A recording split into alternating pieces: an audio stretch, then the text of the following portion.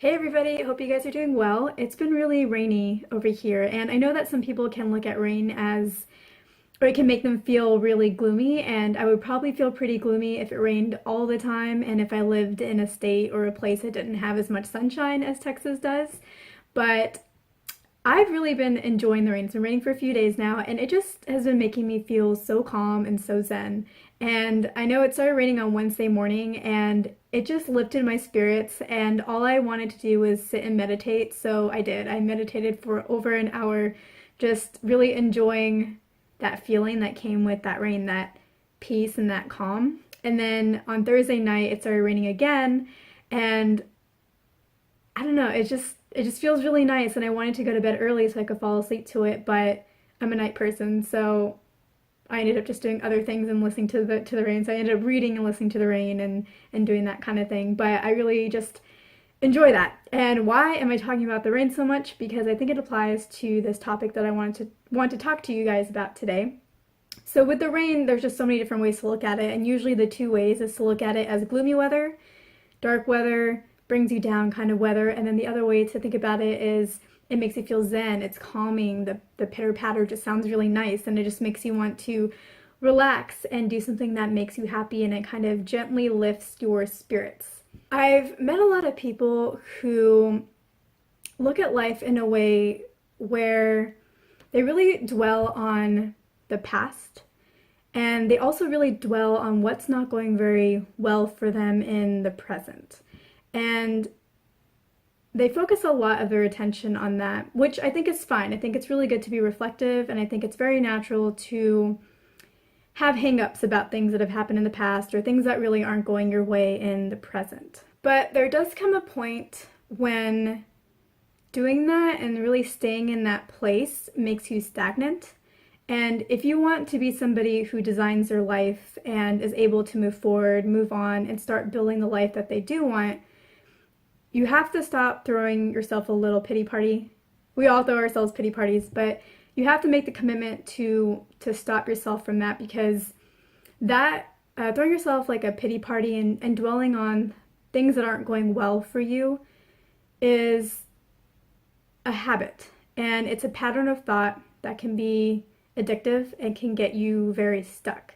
Because as they say, misery likes company, and if you allow misery to stay, it's going to want to keep you as its company. And you guys see me on these videos, and I'm always in a really upbeat mood, and I'm always feeling happy. And that is actually how I feel about 90 to 95% of the time in my real life as well. I really focus on what's going well and try to maximize those in my mind and be appreciative of them and try to minimize what isn't going so well. But there was a time when I used to throw myself pity parties as well, and I would say that's probably in like my very early 20s for maybe 1 or 2 years, where there's just an area of my life that wasn't going the way that I wanted to, and it would make me really sad, and it was hard for me to move on from that. It was hard for me to pull myself out of that mode of thinking. But that's just not my personality, because growing up as a kid, I also was just always very naturally happy, and just whenever something bad would happen to me, it would just, or someone would say something to me, or, I just, whatever, problems I had at the time, they just wouldn't faze me.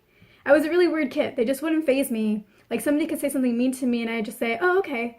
And then it just rolled off my back like it was nothing, and I think a lot of people found that frustrating. And I am like that now still, and I think that frustrates a lot of people because I don't really emotionally react to situations. But, there was that phase where I did throw myself pity parties, but I didn't stay in that phase for very long.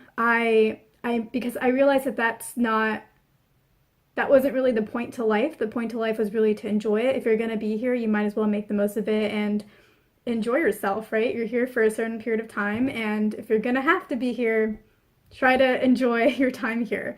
So I really made the commitment to myself that I wanted to be happy.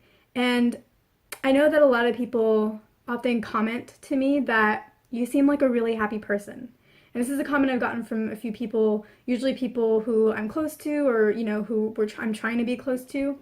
And they always end up telling me that they are not a happy person.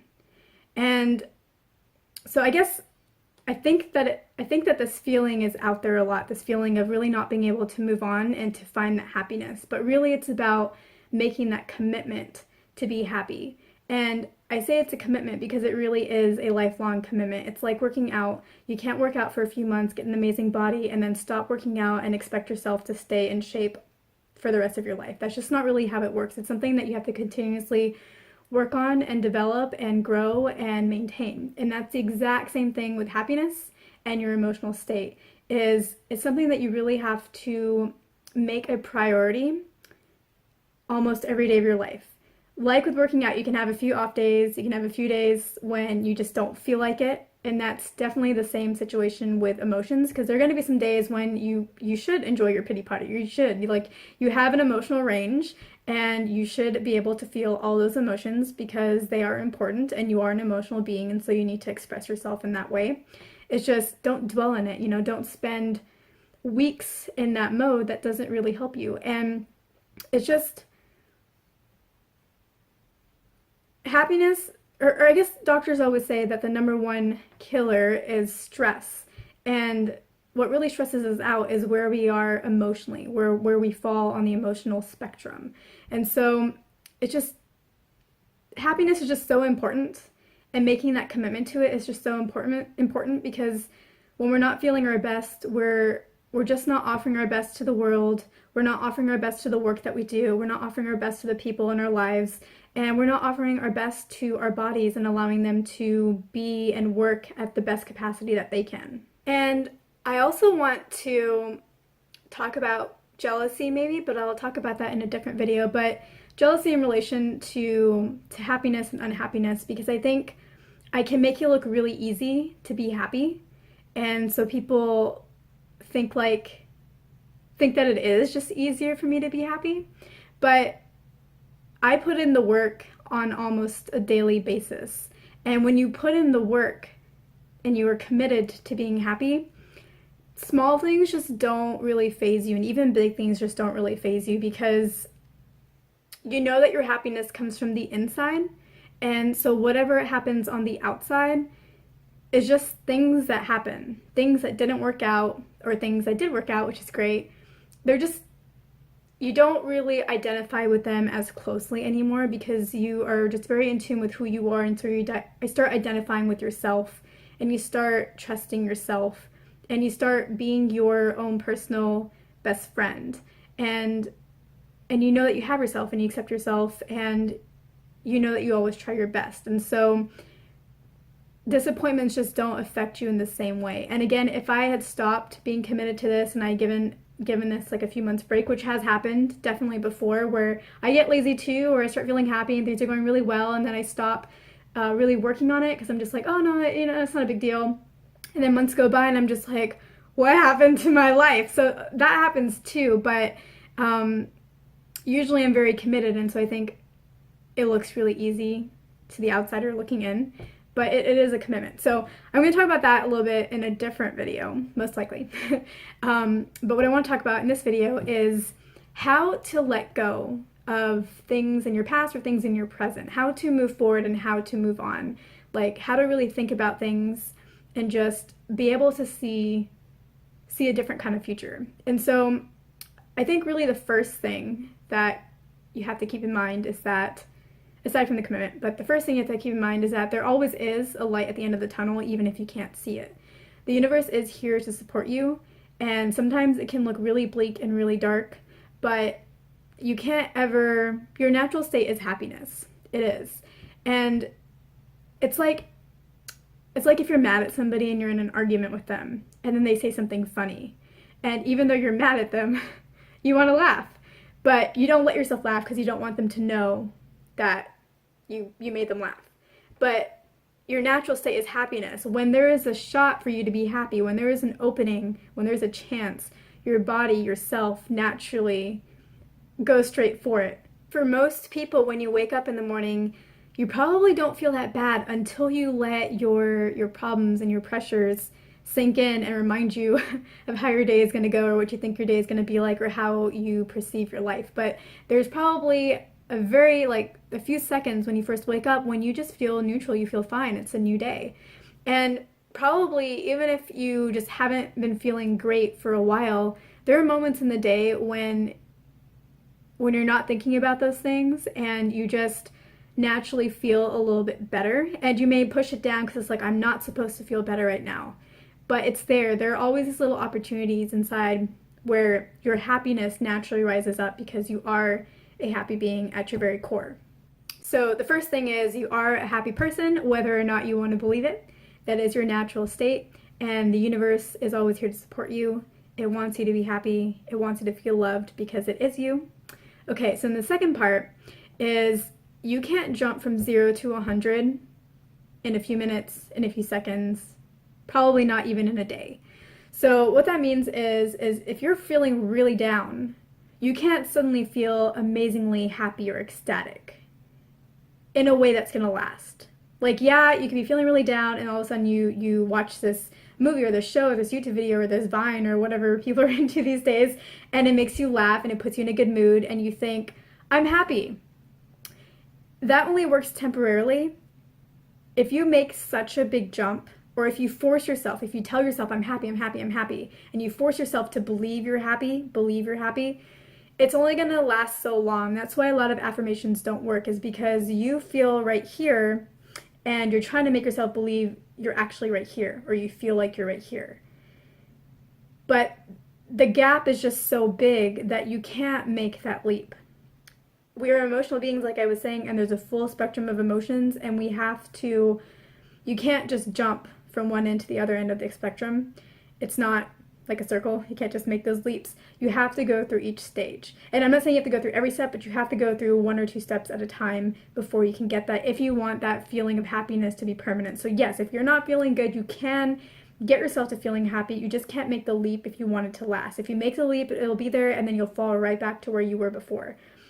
But if you work on this and put in the commitment to just focus on what's going right and allow that to make you feel just a little bit better and make what's going right be so much more important than what's going wrong, then you'll be able to progress over and over and over. And as you start noticing that, as you start putting your focus on things that are going really well, you'll notice even more and more of things that are going well. And then you can keep building upon that and then reach that happy state that you want to be in, and it'll be lasting because you've built up that entire foundation. You've hit every single level of that foundation, and so you basically like up leveled and earned your happy place. Earned is the wrong word because, like I was saying, it is your innate birthright to be happy, but because it comes from inside. Other people are not responsible for your happiness. That comes from you. But yeah, there is like work that is involved. And like I was saying earlier, there are always these moments throughout the day that there's a break in how you're choosing to perceive the world, and in that break of you trying to make the world or trying to see the world in a certain way, there's a break, and that's when your happiness naturally starts to rise. Try to catch those moments. Try to catch them, and when you catch them, don't push them back down and think like, I shouldn't be happy because this is going on in my life, or I don't want to be happy because this person did this to me and it's all their fault, and I want to stay unhappy because I'm right and they're wrong, and therefore I must be upset at them and I have to express that and I can't feel anything else. Instead, like, allow yourself to be happy, because ultimately I think that's what you really want.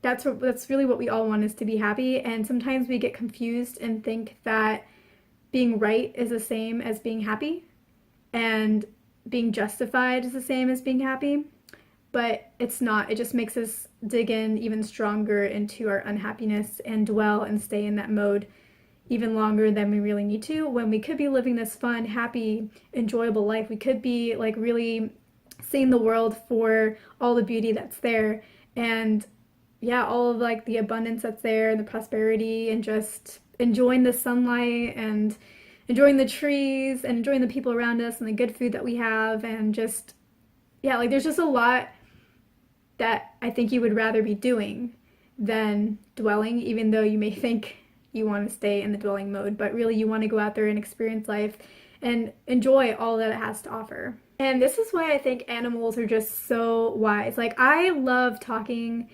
to everything and anything. Like, I will talk to plants, I will talk to animals, I will talk to the rain, the snow, I will talk to the sand. I'll talk to everything, anything that you can think of in whatever state, like snow and water and ice and like whatever state it's in, because we live in this conscious world, so every part of our consciousness is like this huge data network of information that we can access, and everything in whatever state it's in just has something of value to offer, some kind of guidance. And animals I just find, and plants, both of those are my favorite. Oh, I also talk to like the sun and just, just everything. But going back to animals, animals are just so wise. They're really wise, and sometimes I think that they're a lot wiser than we are. And that's because humans hold on to things way longer than they need to. Sure, like a dog might get upset and they might act out. And sure, they may have triggers from their past, but they don't hold on to things. They don't think about things. They don't hold on to things that you did or didn't do for them for months on end or days on end. Once they've acted out, they get over it and they move on. And the moment you give them what they want, they're back to being happy. But humans, like, we don't do that. We hold on to things for so long. We let it affect our bodies. We let it affect our health. We let it affect our lives and our happiness and our relationships and just everything in between, and our work ethic and our work, and just we really hold on to things. And so that's something that I really think we can learn from animals, is that they don't do that. They don't dwell the way that we do. So remember that happiness is a choice, even if it feels like it's not, because you are not your thoughts. You are the observer of your thoughts. You can observe what you're thinking and what your thoughts are and what your feelings are. So that's why you're the observer of them. You're not the same as your thoughts. And so because you're the observer, you're also the one who gets to decide what thoughts you want to observe, and you're the one that controls the like 6 or 7 inches between your ears, the brain, and your body and your emotions. You're the one that gets to decide that. And I guess the final thing I'll say is I'll just reiterate that it is a commitment, and it is like working out, where at first the results are not really going to seem like they're showing up. When you first work out, you're really not going to see cuts in your abs, and you're just not going to really see the change just yet. You just have to trust that it's going to work. And that's the same with this too, where if you really haven't been focusing on making happiness a choice and being that visionary of your life, being able to see beyond what's in front of your face and see something that's better and envision it and try to make that your reality, that's what a visionary is. And everybody's a visionary, has a capability of being that, because you get to decide how you want to feel about a situation and what you're going to perceive. You get to choose the vision that you focus on. But once you make that choice and that commitment, and you remember that there is light at the end of the tunnel, and that there is a progression, and that even though the results may not show up in the very short term, that you are building something, you are growing something, and this is going to work. The other thing to note, that this is very simple, but that doesn't mean that it's easy. It gets easier once you are able to hit the maintenance phase, but it is something that you're going to have to work on for forever if that is the life that you want to live. And you get to decide if that is the life you want to live. You get to decide how you want to feel. So you don't have to do any of this. Yeah, so I hope this helps. And I hope that you guys give yourself this opportunity to feel empowered and really come into your own power and build that like really true connection with yourself, to where, yeah, disappointments happen, but life goes on. And you can be happy regardless of what goes on around you, because you're just so solid in who you are inside. So yeah, thank you guys for listening, and I'll catch you guys in my next video.